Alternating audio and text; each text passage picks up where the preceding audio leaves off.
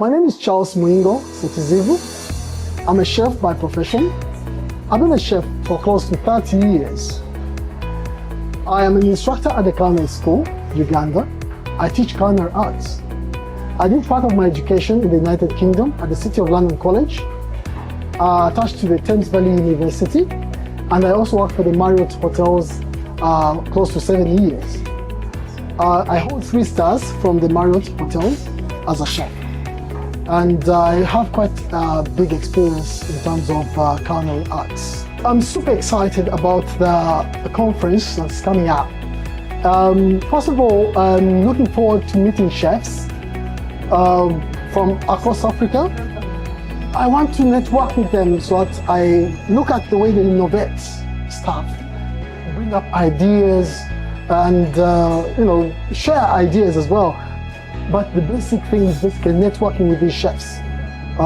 That's one of the things. Secondly, I'm looking forward to seeing future projects. I mean, when we're in this conference, I'm looking forward to seeing future projects that are coming up so that we may sustain our food in Africa. The other thing is I pride in my culture. Cultural heritage is very, very key. I pride in my culture. So I would like to make sure that I pass on or exhibit or I showcase what we're doing, especially in Uganda. Okay. The other thing is that I would like to boost the African culinary cuisine, to boost it, because it seems like it's not in existence, but we have a lot of foods that are healthy, that are nutritious.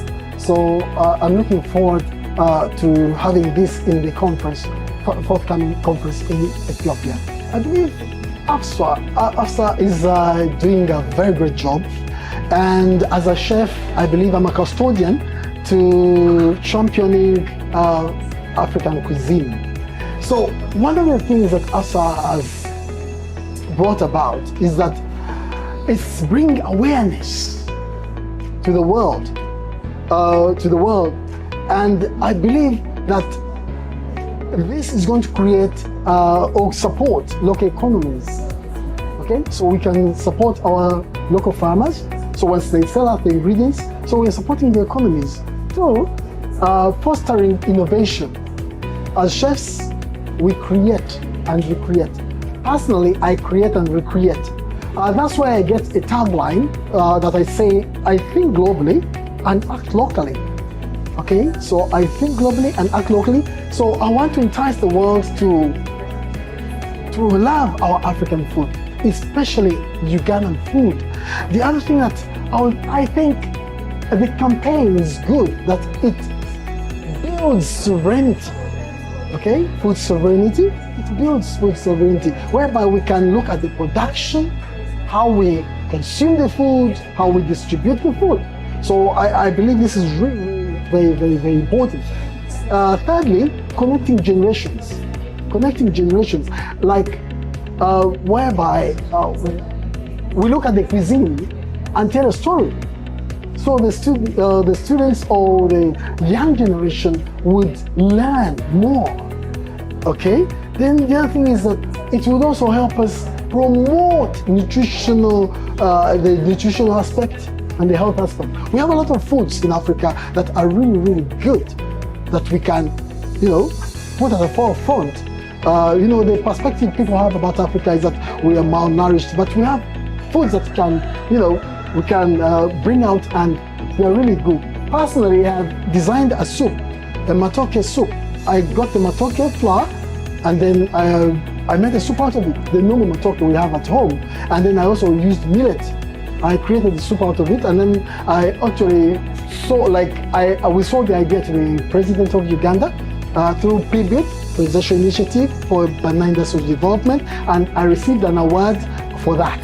So, I mean, there's a lot that we can really do, and I really appreciate AFSA for championing this. I believe as an African, my food being African, I believe it embraces identity, cultural heritage. Okay?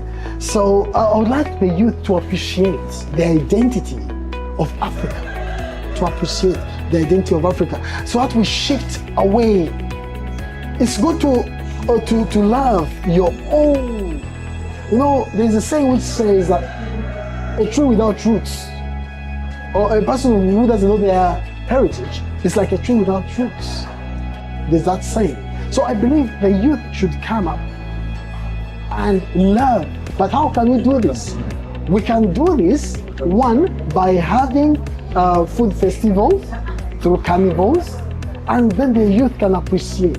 We can also innovate dishes, our African dishes, to have like a fine dining. Okay, we can create soups, we can create, for example, starters, we can create main courses and desserts. Out of that, I believe this will entice the youth to come up and learn their heritage. Then the other thing that I have to say about the youth is that also we have to look at modernizing dishes, which is also similar to the innovation. Okay? But then also the other thing is that the youth should also use the social media and technology to, to promote their own. Much as AFSA is doing this, but the youth should also come up with their own concepts and, market their own. We've seen KFC does it, McDonald's does it, everywhere. But we can do it. It's always good to love your own.